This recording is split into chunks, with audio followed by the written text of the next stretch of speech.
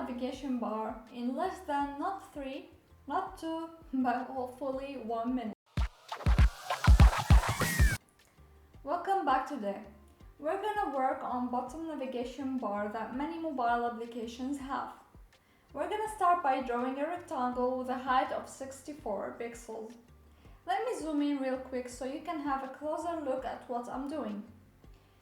We're gonna use circles instead of icons in this episode, and we'll learn how to replace them on the next one. Draw a circle with a radius size of 24 pixels because this is the recommended size for the icons you're gonna use within your app. Change colors to black and make sure to place it at the center. Press and hold to see how far your circle is from the edges of your navigation bar.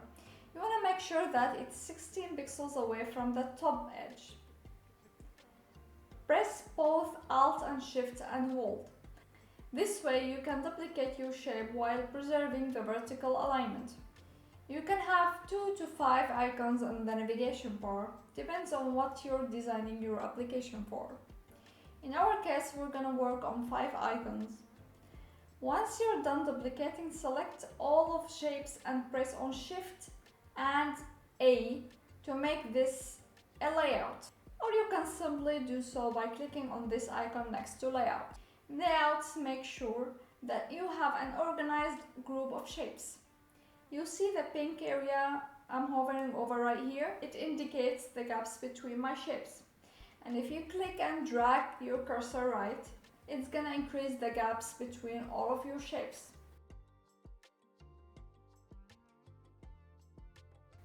I'm gonna leave the gap at 56 and recenter my group.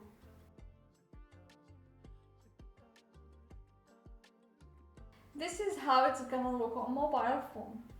Perfect spacing and far enough from the edges of the phone so your thumb won't get twisted trying to click on an icon. That's it for today.